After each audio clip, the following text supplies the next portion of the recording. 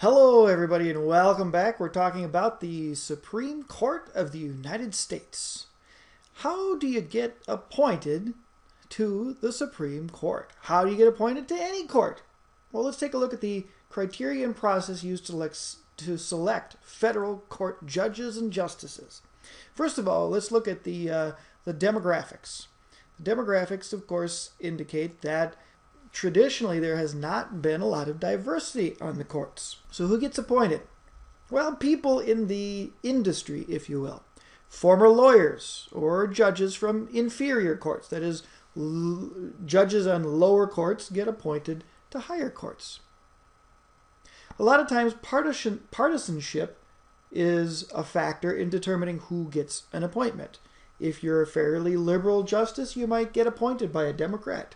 If you're a fairly conservative justice, you might get appointed by a Republican. Of course, we still maintain that black robe fallacy that once you put the robe on, all you do is interpret the law. And you don't have partisan ideas or, for that matter, political ideas. A lot of times we have people who have middle to upper class backgrounds, Ivy League educations. A lot of times we have people who are white and male, or both. What do we use as the nomination criteria? Really, it's up to the person appointing. But a lot of times what we see is the appointments are based on the perceived competence of the lawyer or judge.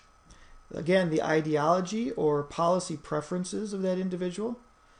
This is sometimes a reward for service in the past.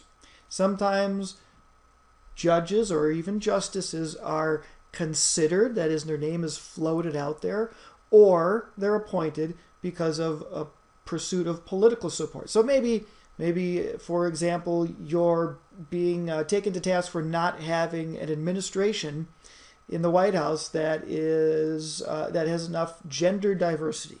Maybe you appoint a woman to the Supreme Court. Perhaps you are alleged to not have enough people of color in your cabinet. Maybe you appoint a Latino or an African American to the court. The final nomination criteria, sometimes it can have to do with religion, race, ethnicity. The person who's appointing gets to decide how federal judges are selected. Well, there's a confirmation process. There's an investigation. The American Bar Association can tell someone if someone is qualified or highly qualified, and in most cases they're considered to be an arbiter of whether or not you have the legal qualifications, not whether or not you would be a quote-unquote good choice. But it's all about your qualifications. And then they let the other people who are making the political decisions decide from there. Of course, we all know about the terminology being added to the American lexicon of being borked. Of course, we know about Judge Bork, whose nomination was thwarted, and people stopped him, including Ted Kennedy, stopped him from being selected as a justice because of his ideology, and because he would not recant from what his ideology was and say that no, he was now less conservative as an appointee from the president. So take a look at Judge Bork and what happened to him. But generally we see the Senate asking tough questions, going through the Judiciary Committee to vet the nominees, in other words, to determine whether or not they're qualified, having these hearings at the Judiciary Committee in the Senate, because it's the Senate that goes through this confirmation process. And while the Senate Judiciary Committee asks tough questions, generally the Senate defers to the judgment of the president.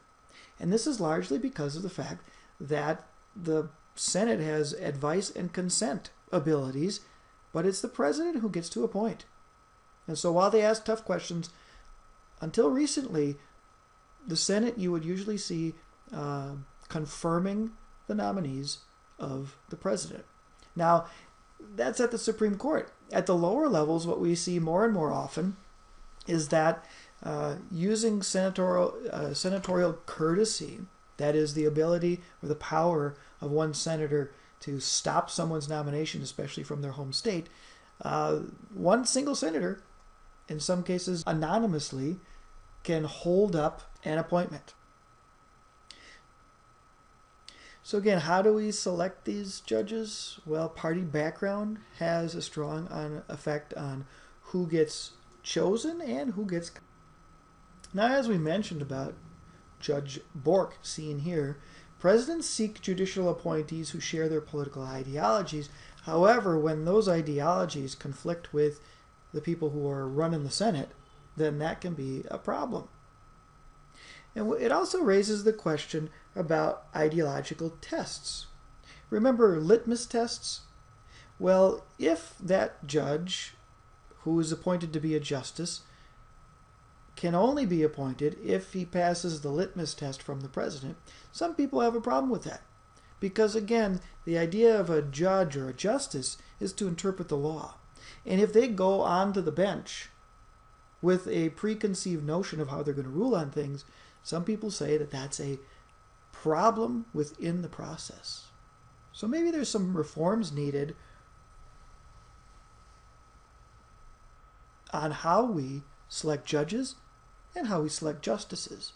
But that's up to you.